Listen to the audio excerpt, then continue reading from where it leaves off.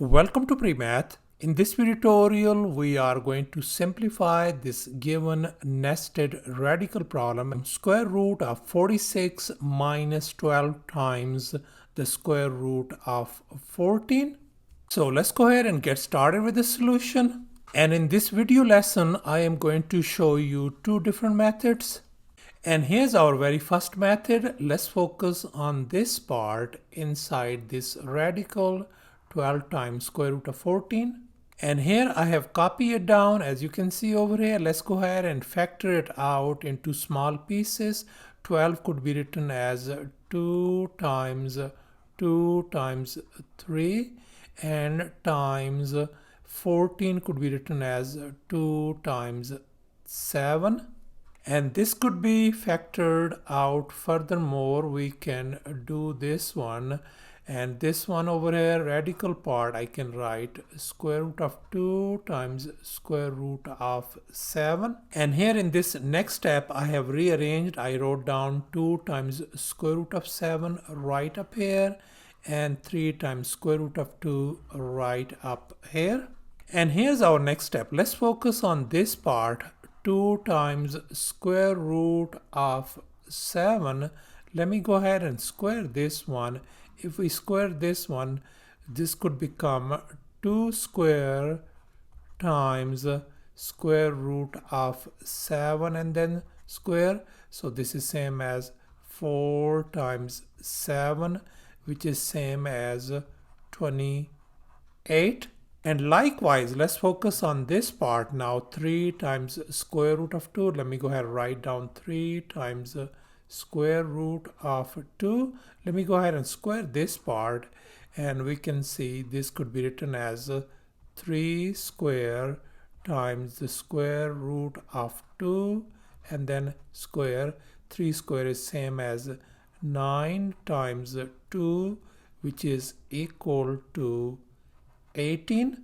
And now let's make one observation. This 28 and 18, if we add them together, that is going to give us 46, and that is indeed 46 right up here. And now in this next step, let's go ahead and manipulate this given nested radical problem. Here I can write this 46 as 28 plus 18 and then minus. And now I'm going to replace this part, 12 times square root of 14, by this quantity. Let me go ahead and write it down. So 2 times square root of 7 times 3 times square root of 2. And now in this next step, we can see that this 28 over here is same as 2 times square root of 7 and then square. And here I have replaced this 28 by 2 times square root of 7 and then square. And now let's focus on this 18, and we can see 18 could be written as 3 times square root of 2 and then square. And here I have replaced this 18 by 3 times square root of 2 and then whole square. And this latter part is same. I have just copied it down. And now we can see inside this square root, this whole thing represents a perfect square. So therefore, we are going to apply this formula, a minus b square. So therefore, this could be written as 2 times square root of 7 minus 3 times square root of 2 and then whole square. And one more thing, just keep in your mind that this number must be bigger than this number since we are dealing with the square root. And now we can see this square and square root, they undo each other. So we simply ended up with 2 times square root of 7 minus 3 times square root of 2. So thus our simplified answer turns out to be 2 times square root of 7 minus 3 times square root of 2. And now let me share with you the second method, and here let's focus on this nested radical. And here I have copied it down, and let's go ahead and we can write this one as a difference of two simple radicals. Let me go ahead and write down a square root of a minus square root of b, and make sure that a is greater than or equal to b and b is greater than or equal to 0. That means both of them are greater than or equal to 0. Let me go ahead and call this equation as in equation number 1. And here's our next step. Let's go ahead and take the square on both sides of this equation 1. I'm going to take square on this side and the square on this side as well. And here we can see square and square root, they undo each other. So the left hand side turns out to be 46 minus 12 times the square root of 14 equals to, and now on the right hand side we are going to expand this binomial by using this a minus b square formula. And here we got our right hand side, and now we can see that this square and square root, they undo each other. Likewise this square and square root, they undo each other. So the right hand side is going to become simply, I can write this one as a and this one plus b. And now let's go ahead and write down this one as minus 2 times square root of a times b. And in this next step we are going to compare the coefficients. Let's go ahead and compare these radical part, as you can see over here, and this is our non-radical part, as you can see.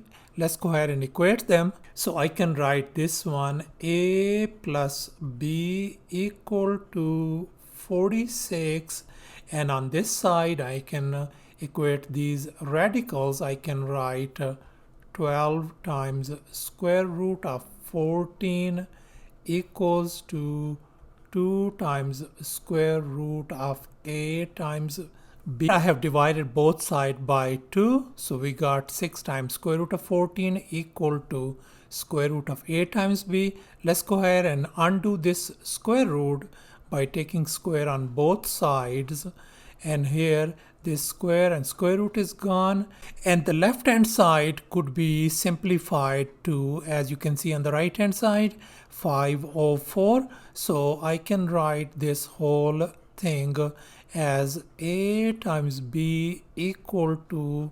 504. Now let me go ahead and call this equation as equation number 2 and this equation as equation number 3. And now from this equation number 2 I can write this one b equal to 46 minus a.